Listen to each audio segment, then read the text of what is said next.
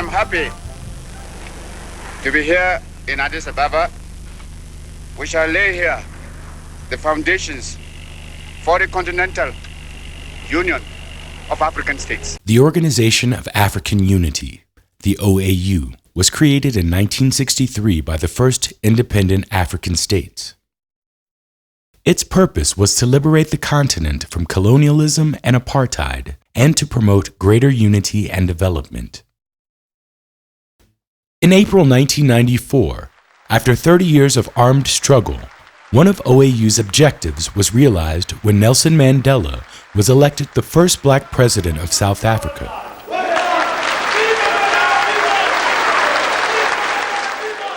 This symbolized the beginning of a new era of freedom and hope for a brighter future.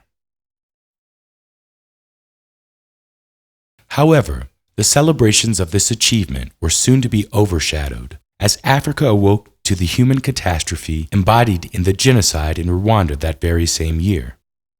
Political crisis and outright wars proliferated across the continent, from civil wars in Liberia and Sierra Leone to the continued fighting in Somalia. In addition to violent conflicts, the intensification of globalization and increased competition with the rest of the world further compounded the continent's economic and social development challenges. Clearly, while the OAU had accomplished its liberation mission, it was no longer well equipped to respond to these new challenges. On the eve of its 40th anniversary, on July 2002, in Durban, South Africa, African heads of state and government launched the African Union, the AU.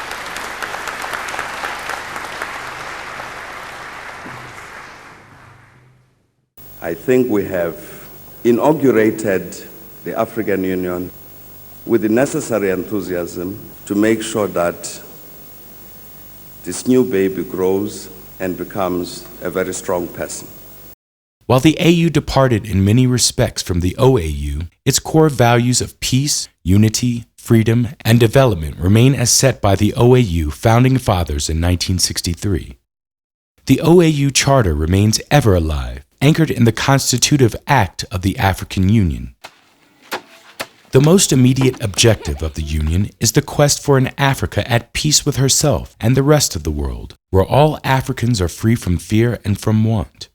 This pursuit for a peaceful and integrated continent, striving to achieve economic and social development, typifies the AU's upbeat approach and Africa's resolve to find homegrown solutions to its problems.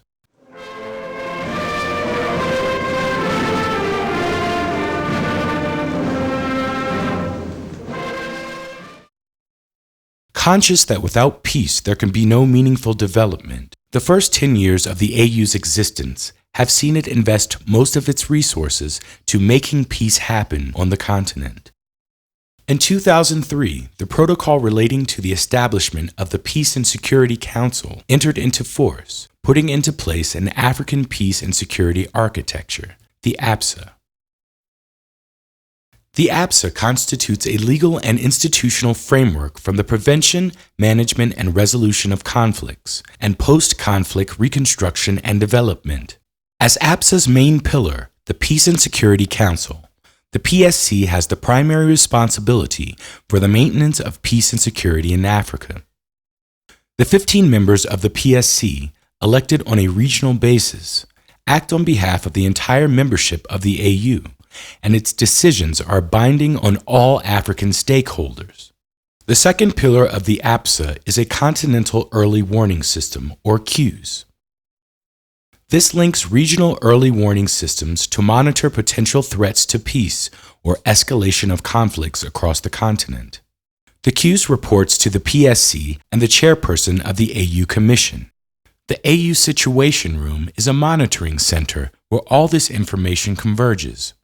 In the Situation Room, the latest technology for open source monitoring and data collection is applied.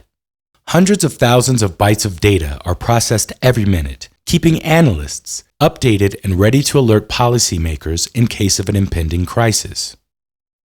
Perhaps the greatest achievement of the AU is the establishment of the African Standby Force, the ASF, to support the Peace and Security Council's effort to bring about and to keep peace in Africa. The ASF is composed of military standby brigades stationed in the regions, ready for deployment at short notice. With its civilian component, the ASF becomes a multidimensional force, ready to intervene not only in conflict situation, but also to engage in reconstruction and peace building, as well as to support natural disaster management efforts. The first contingent of the ASF was deployed in Somalia in 2011.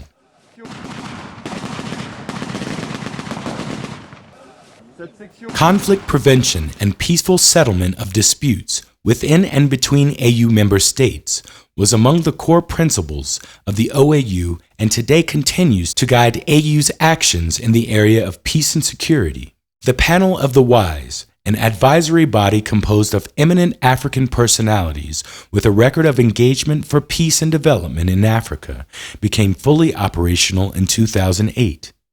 Since then, it has been advising the Peace and Security Council on all matters relating to peace and security, including the issue of women and children in armed conflicts.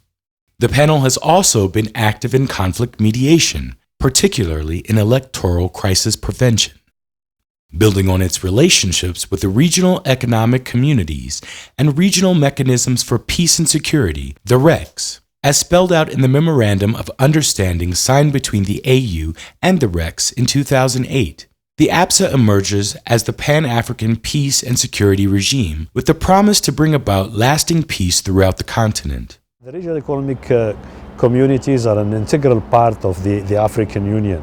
We act primarily through the member states, but we also act through the regional economic communities in all walks of life.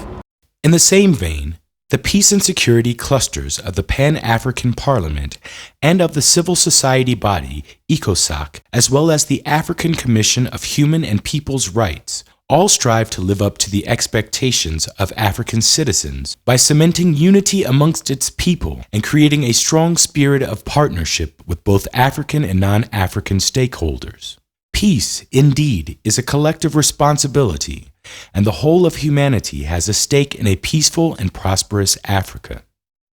The joint AU-UN peacekeeping mission in the Sudan, UNAMID, and the AU mission in Somalia, AMISOM, supported by AU partners from the United Nations, the European Union, and individual non-African states, gives resonance to the commitment of all to bequeath a peaceful continent to the future generations of Africans.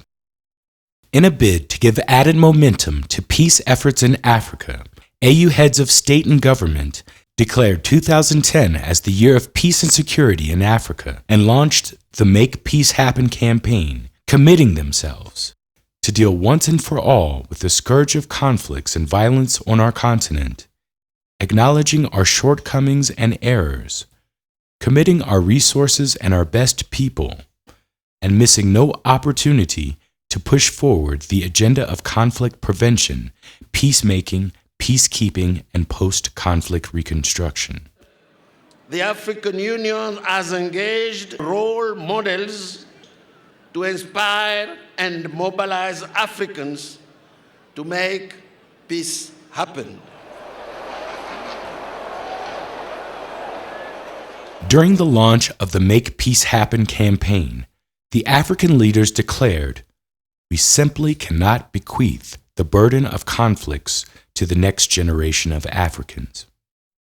In January 2012, from atop the new AU headquarters building in Addis Ababa, African leaders unveiled the stone, marking the site of the AU Memorial for Human Rights in remembrance of those who lost their lives to wars, genocides, all violations of human rights.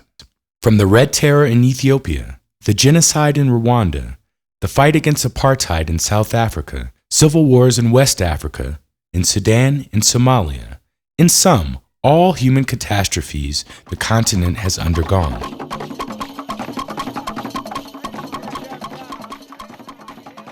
In the same square, the statue of Kwame Nkrumah, the founder of the spirit of Pan-Africanism, points to the limitless horizon in what seems to be an invitation to continue the journey towards peace and development, where only the sky is the limit. As we mark the 10th anniversary of the African Union, the words of Ahmed bin Bella, the first president of independent Algeria, founding father of the OAU, still resonates. In order to be free and at peace, we need to die a little and maybe completely for Africa.